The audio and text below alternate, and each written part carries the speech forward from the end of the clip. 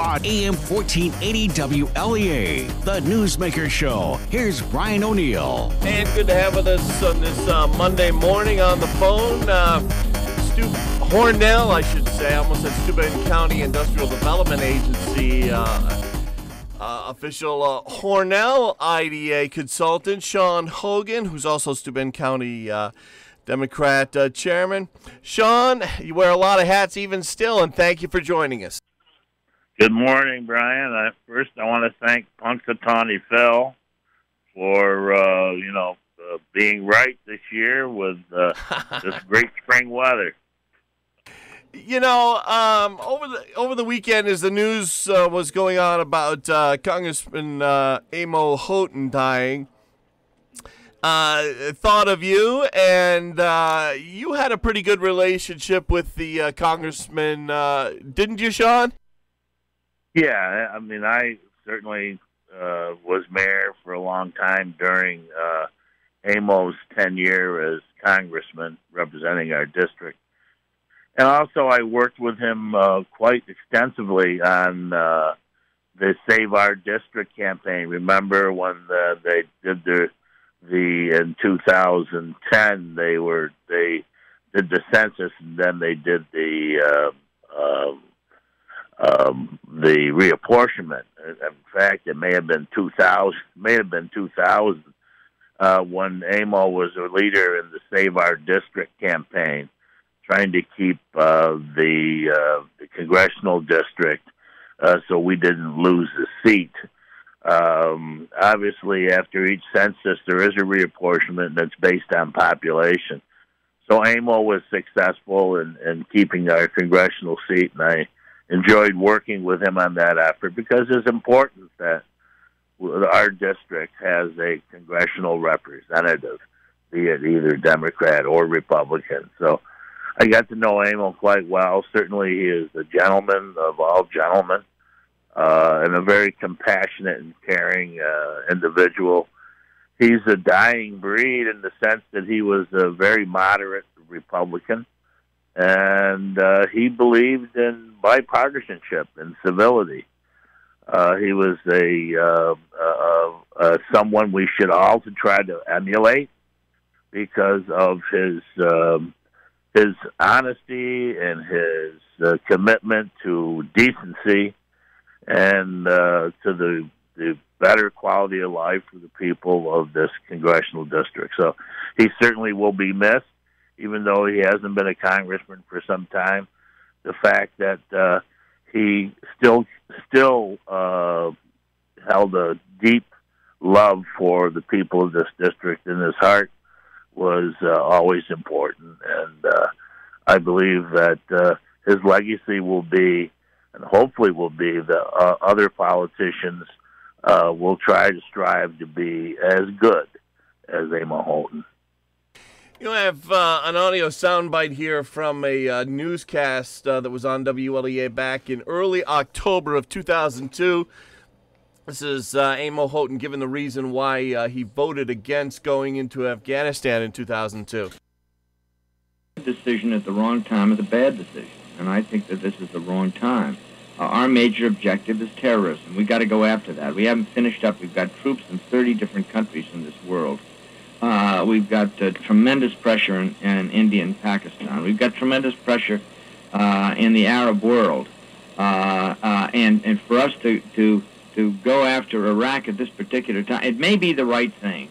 And I don't know what the ultimate vote is going to be. But I just have a feeling that we're taking our eye off the main ball. We cannot do everything. He said.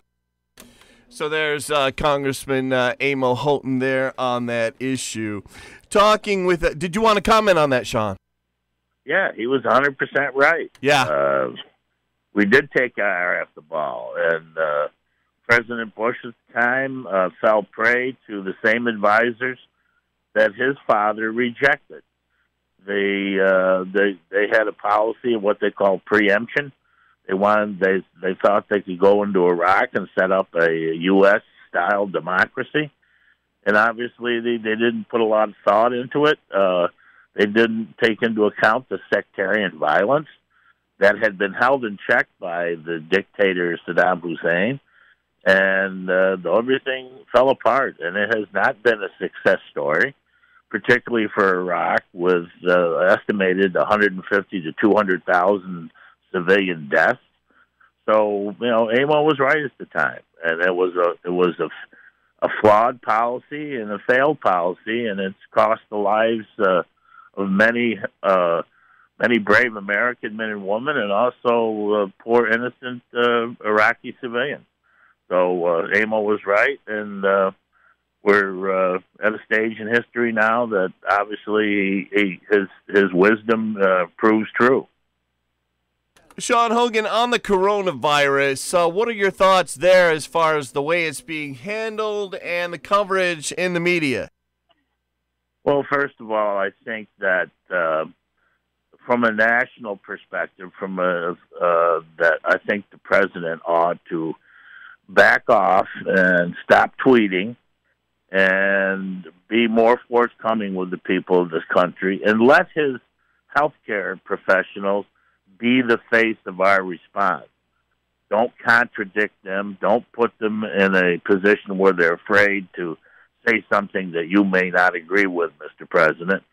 Dr. Fauci is a very practical and calm presence at the CDC, and they ought to the National Institute of Health, they ought to let him be the face of our response, and they ought to better coordinate with each state who are facing the cases of the growing number of this coronavirus. Have a more coordinated and calm response. And like I said on your show the last time I was on, we need a leader at this time, not a tweeter. Mr. President, stop your tweeting. Stop undermining the people you have in your administration that you want to be the face of our response to this virus. Back off, and less tweeting and more leading. And I think, the people at this time, there's nothing, as President Roosevelt said, the only thing we have to fear is fear itself.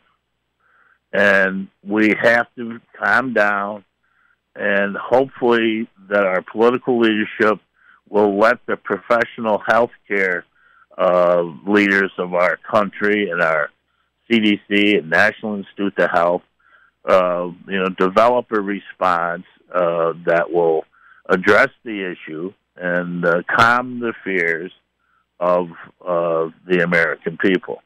So President Roosevelt was 100% correct during World War II. The only thing we have to fear is fear itself. So, and I also recommend that people, pray. Fill the churches, ask for guidance, and ask for a coordinated response. And I think that, like everything else in life, we'll get through this. And I hope we get through it and people remain safe and calm. Talking to Shawn Hogan this morning on the Newsmaker show. Moving on to local issues, the St. James ribbon cutting for the new hospital was late last week, and you were there, Shawn. Yeah, it was a tremendously happy day, a day that I think that we pay homage to persistence and the ability of a community to really make a difference and say that we are not going to accept anything less than we deserve as far as health care. So it was a coordinated effort. A lot of people stood up and fought for the hospital and the savior of our hospital. And Friday's event culminated that it's a celebration of the human spirit. And the facility is beautiful. They say almost 800 people went through the afternoon tours from 1 to 4. And those 800 people were treated to what a state-of-the-art healthcare facility is supposed to look like. It is absolutely gorgeous. The rooms are large and equipped to handle patients. The emergency room is state-of-the-art modern. As an on-site MRI, you don't have to go into a tractor trailer anymore to have an MRI. It is just the best of the best, and I encourage people when they're given an opportunity, those who missed it, to get in and take a look at that hospital once it opens after March 17th. So yeah, I was personally humbled and gratified for playing a small part in the hospital, and I'm proud as a board member, proud as a former mayor, and like I said, the resilience and the faith exhibited and commitment exhibited by St. James employees to hang in there during difficult times is certainly a testament to the human spirit. And Hornell is blessed in that aspect, and we have a state-of-the-art healthcare facility for years and years and years to come. Shawn, what do you note about the new hospital facility there that maybe the old one on Canisteo Street doesn't really have? Did anything stand out to you like that? Well, yeah, I think the rooms are more modern and certainly appealing. Everything is, it's a smaller footprint. It's 87,000 square feet. So and the circulation of getting from point A to point B is a lot easier and efficient. And everything is connected to, there's a reason why everything's placed the way it is. I mean, the emergency department on the first floor, but it can, the elevators go directly into the emergency surgical suites if you need them. Everything is very well coordinated. The site contact with patient rooms is there. The nursing stations are in the center, which they can view all the rooms from the nursing station, so they know what the patients are up to, if they need assistance or things like that. So you don't have to walk down the hall and look in a room. You can see all the patients from the nursing station. It's a great concept, and it's a more efficient concept. It's just a wonderful facility, and people will love it. Talking to Shawn Hogan this morning here on Newsmaker show. Alstom, what's going on there as far as anything new? Well, yeah, I was talking to Mike McDonald at the St. James Ribbon Company cutting. Mike McDonald is the site manager here in Hornell of Alstom. And he showed me pictures of the second Acela train getting ready to be shipped. This one will be shipped to Philadelphia directly to Amtrak, and it'll be tested in the Philadelphia Amtrak yard. And so they're right on schedule. They're meeting their schedule. The second train set will be shipped, I believe, sometime this week. And, that's great news. And also, Alstom is aggressively seeking other contracts throughout the country. It's not just all about Acela. I mean, Acela, they'll complete the 28 train sets and through the year 2022. But there is a lot more work out there, and they have the capacity and the room to handle more contracts. And the more contracts, the more stable the employment picture looks locally. And also, I think we celebrate the growth of companies like TTA here in Hornell that has expanded, Gray Manufacturing, ATM. There's so much going on, with our companies and sub-suppliers here in Hornell. So I think the future is very bright. We just have to work together in a coordinated effort and make sure that we do all we can to assist Alstom in their plans for growth, and also assist other things. There's a lot going on still. The Rockland Silk Mill, we finally closed on that building. That project will begin in earnest. That's another 23 market rate apartments. the Bassett Group, with their housing complex at the Hornell Airport site, they're beginning their phase 2 of their housing project. So, there's a lot going on still in the housing front. I think what we have to look at now is try to find some affordable, moderate, median income properties where we create some beautiful properties for the working class families, the blue collar families who want to rent in newer, more modern facilities. So I think we work with potential developers in the state of New York to try to find potentially good sites for that type of housing, and I think then we'll be hitting on all cylinders as far as the housing front goes. So it's busy. We're happy to be busy, and the future is bright. And we'll get over this coronavirus fears, and we'll move on and for a brighter and better day here in Hornell. Talking with Shawn Hogan. We're going to take a quick break. When we get back, we'll ask Shawn to put on his Steuben County Democratic chair hat. Stay with us. Did you know most people struggling with problem gambling addiction started gambling at age 10? March is Problem Gambling Awareness Month. We need to teach young people that gambling can be a risky behavior that can lead to addiction. Talk to young people about making healthy choices to prevent gambling addiction. Find information and help at oasis.ny.gov. That's oasas.ny.gov. Sponsored by New York State Office of Addiction Services and Supports. Back with Shawn Hogan live on today's Newsmaker show. Shawn, your thoughts on the Democratic race for president? Well, I think last Tuesday, Super Tuesday, surprised a lot of people in regards to the strength that Joe Biden exhibited in winning 10 out of 14 states and taking a delegate lead. And I think that's changed the dynamic of the whole race.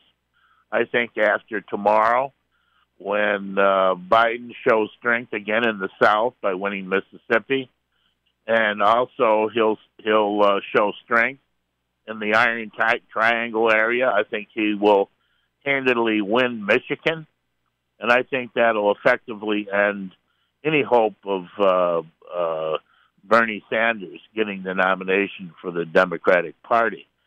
I think Joe Biden, he's certainly an interesting figure. He's been around for a long time. A lot of people like the fact that he is a compassionate and caring guy and that he's human. And he exhibits his humanity publicly. He's not afraid to be emotional. He's not afraid to let people know that he is human. And I think that there's a lot to be said for that and a leadership quality.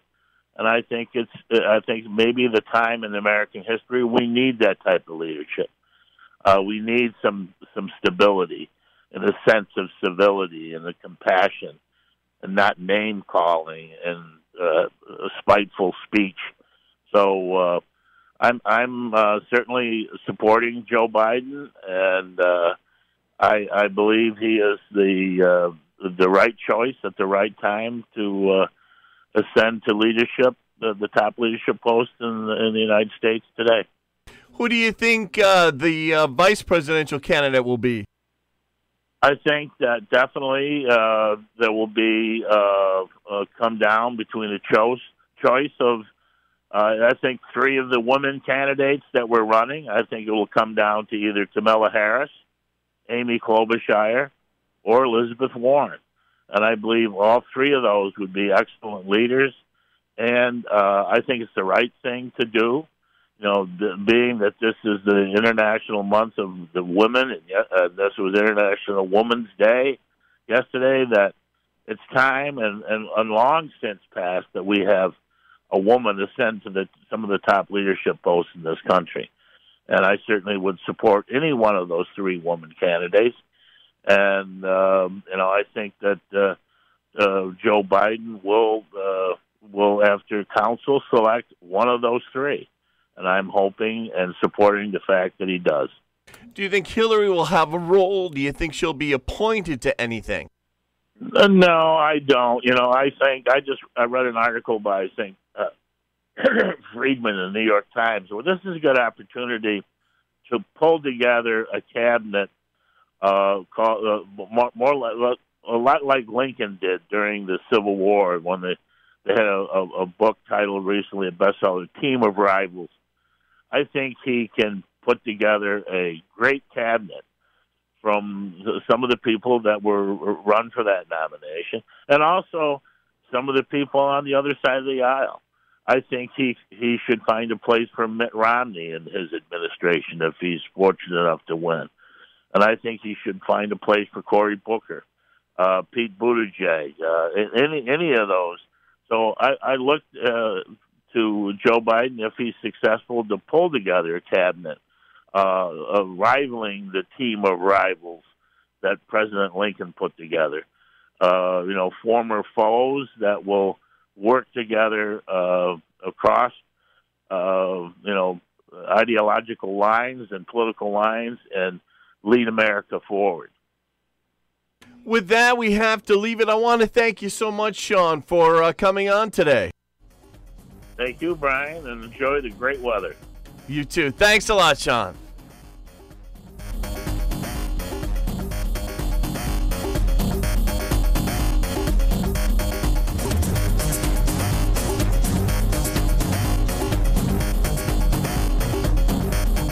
There's a scientific magazine out there called